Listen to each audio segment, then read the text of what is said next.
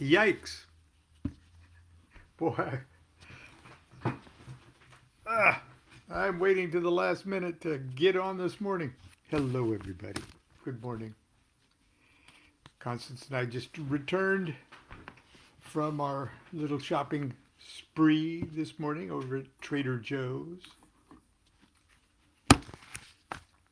If I look a little tired and uh, disheveled, and if the phone rings or something, uh, it's because I'm really tired.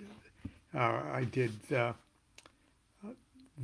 invocation workshop, the live Zoom workshop last night. It was a little over 90 minutes long. And it's 90 minutes of Lon talking. And I lost my voice. And, and but anyway, it went really, I think it went really well. And thank everyone who attended last night. I hope you enjoyed it, and thank you for the very kind words uh, uh, following the presentation.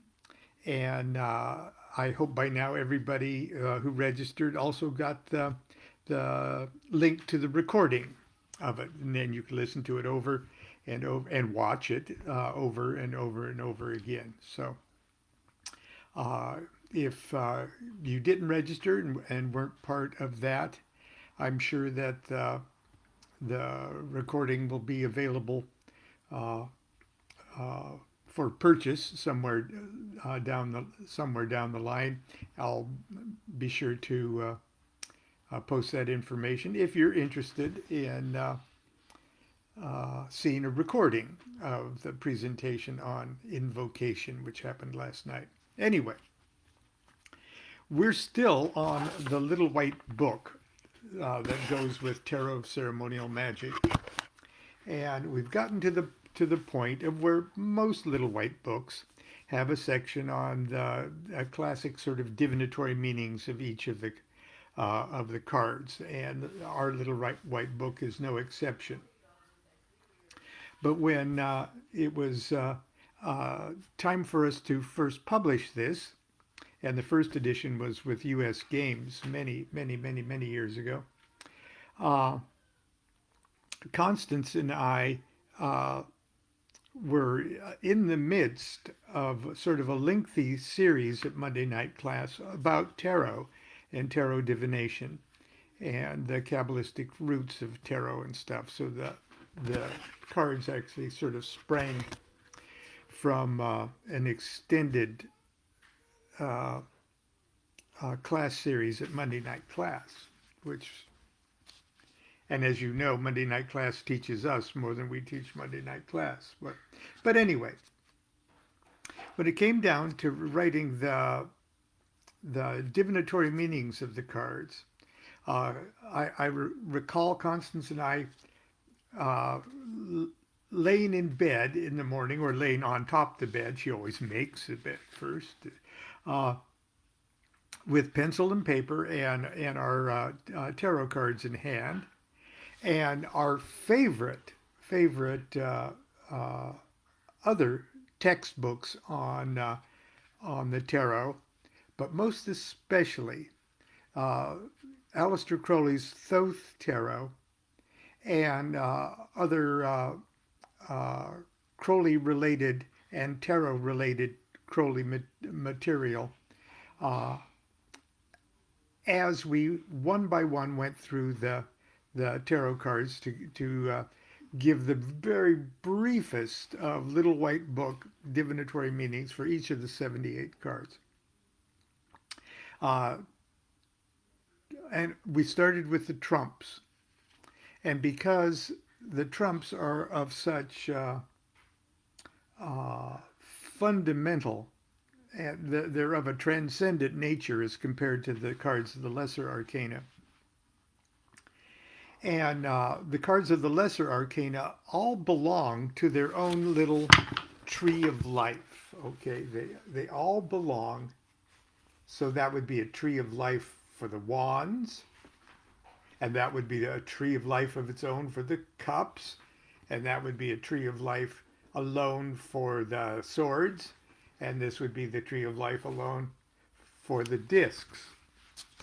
And thank you, Maria Randall, for my bag that I've used for the last 30 years. But anyway, so each of the small cards has a tree of life of their own, an ace and 2 through 10. But the trumps are the paths that join the 10 sephira of each of those tree of life, our sephiroth of those trees of life. And so there is truly one set that is on all 4 of the trees of life. And depending on what facet of the broken cut stone that we're looking into, there's a path for the Kabbalistic world of Atzilith, and there's it's the same path, but it is as it applies to the Kabbalistic world of Braya or the cups. And so in other words, there's one card, but it's got 4 different ways of looking at it. So when we started talking about the trumps, we had to say, well, in spiritual matters, this often means this, and in intellectual matters, it might mean this or that. So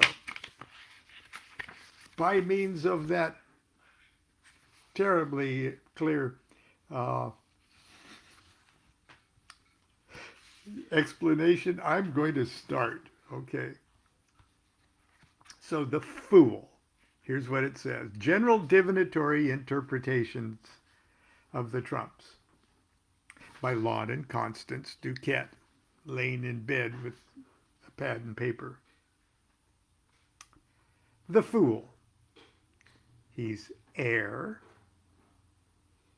In spiritual matters, the beginning of the great work, divine innocence, foolishness is holiness. The Holy Ghost transcends when opposites are balanced. In matters of the heart, so this would be for the world of Braya or world of cups, the tree of life of cups. A fool for love, a stranger competes publicly for the hand of the beloved. Next would be the formative world, or Yetzirah, or the world of swords. Reason is transcended. Reason is transcended. In matters, in material matters, folly, gain or loss through foolish action. So see how we split the meanings of the cards. So if the question concerns spiritual matters or matters of the heart or intellectual matters or material matters, the card indicates those nuances. Okay? The Magician, or the Magus. Number 1, he's Mercury. In spiritual matters, unconscious will, the process of continuous creation. In matters of the heart, ambiguity, deception. All things may not be as they appear. In intellectual matters, concentration, meditation. The mind is used to direct the will. In material matters, manipulation, communication, the guileful maneuverings of a business transaction. Now, of course, these aren't total meanings. They mean thousands and thousands and millions and infinite other things. Every tarot card is all the tarot cards looked at from one angle. There's really only the one big whatever it is. And each of the tarot cards is looking at that one big whatever it is at a different angle. But I digress. The High Priestess. The Moon. In spiritual matters, the symbol of the highest initiation. The link between the archetypal and the formative worlds. In matters of the heart, an initiatrix, wooing by enchantment. In intellectual matters, the idea behind the form. Possibility. In material matters, fluctuation, change. Time may not be right for decision concerning mundane affairs. The Empress. And that was a rough rendering of Constance from an early driver's license, not driver's license, but California State ID, I think we took that from. The Empress, Venus, and of course the Hebrew letter Daleth. Now, just for your information, this is the king scale of color, and the queen scale of color in each of those associated with Daleth. In each of that little section of each of the trumps. So, okay, we're moving right along, aren't we? We're probably going to have to put this in 2 or 3 parts here. The Empress, Venus. In spiritual matters, the Holy Grail. Love unites the will. In matters of the heart, love, beauty, friendship, success, romance. In intellectual matters,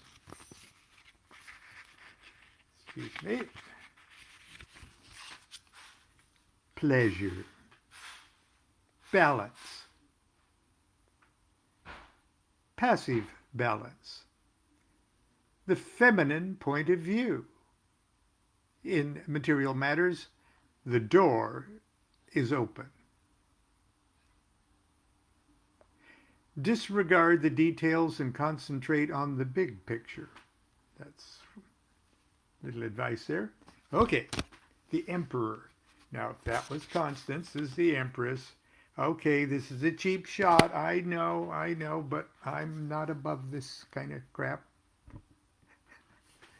If Constance is the Empress, I'm the Emperor. The Emperor, he's the zodiac sign of Aries. In spiritual matters, creative wisdom radiating upon the organized man or woman. In matters of the heart, domination after conquest. Quarrelsomeness. Paternal love. In intellectual matters, ambition, thought ruled by creative, masculine, fiery energy. Stubbornness.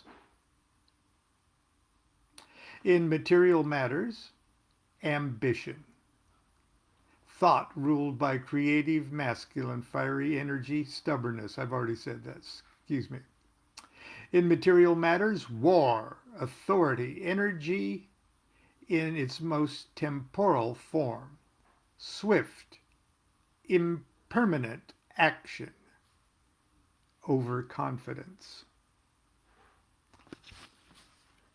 And if you want to get megalomaniac-y about it, megalomania. Okay, here I am again. Okay, this is ceremonial garb. That truly is routine ceremonial garb for our family. There's Constance as uh, one officer, and our dear friend Steve Abbott. I hope you're watching, Steve.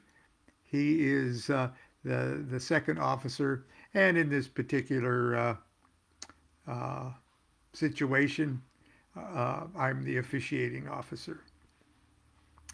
Actually, those palm trees are actually renderings of the palm trees right out in front of the Newport Beach Public Library.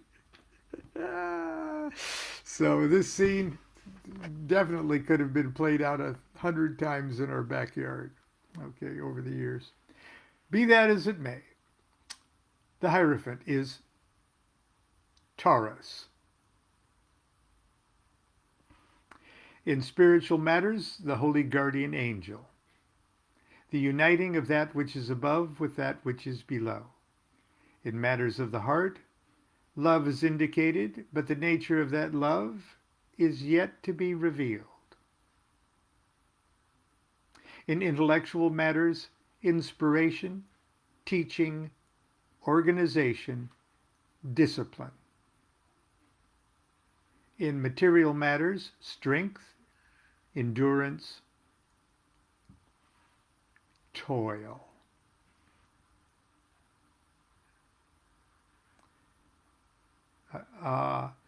But it also means, get this, help from superiors. And over the years, that help from superiors as a facet of the divinatory meaning of the Hierophant card really comes up so often in a tarot reading that it is my favorite buzzword for the Hierophant. Okay, number 6, the Lovers. Okay, and I've used, this is one of the Egyptian motif cards in the deck. The Lovers is Gemini. In spiritual matters, initiation. Be open to your own inner voice. In matters of the heart, well-intended arranged marriage or partnership. An artificial union. In intellectual matters, analysis followed by synthesis. In material matters, indecision, instability, and superficiality. I guess we were in a crabby mood that day. Okay, this is where we're going to stop today. Tomorrow we'll pick it up with the next line. Number 8, the Chariot. And there's Lon again. This is kind of my birthday card because it is the zodiac sign of Cancer. That's Constance, too, as the White Sphinx. Okay. In spiritual matters, light in the darkness. The burden you carry may be the Holy Grail. In matters of the heart, faithfulness, hope, obedience, a productive relationship. In intellectual matters, firm, even violent adherence to dogma or tradition. In material matters, victory, triumph, or even indicating the chain of command. Okay, so there was the divinatory meanings of the cards 0 through 7. The Fool, Magician, the High Priestess, the Empress, the Emperor. Now notice I've done the Saudi thing there. Okay. The Hierophant, the Lovers, and the Chariot. So if we, the diagram that I posted on Facebook this morning, I just threw together as a JPEG for to illustrate today's thing. I've got the Fool at the very top center of the image, and then I've got 3 lines of 7 that illustrate the rest of the cards. So we've gone through the Fool and the first line. Tomorrow we'll start with the second line, giving the divinatory meanings of the tarot trumps as given in the Little White Book of Tarot of Ceremonial Magic. Again, thank everyone. Thank you for a very well attended and a very pleasant workshop last night, or presentation. I truly appreciate it. We had people from, I think, every continent except Antarctica. Last night, I think there was somebody from every time zone on the planet. Well, maybe there's a couple in Siberia or Mongolia that didn't make it, but plenty from the Far East and North, South America, Asia, Europe, all over Europe. Thank you for coming. I hope you enjoyed it, and I hope you will continue to enjoy the replay of the workshop as the days and years follow. Anyway, that's it for today. I will see you tomorrow. Until then, continue to be good to yourself, be good to each other. Do what thou wilt shall be the whole of the law. Love is the law. Love under will.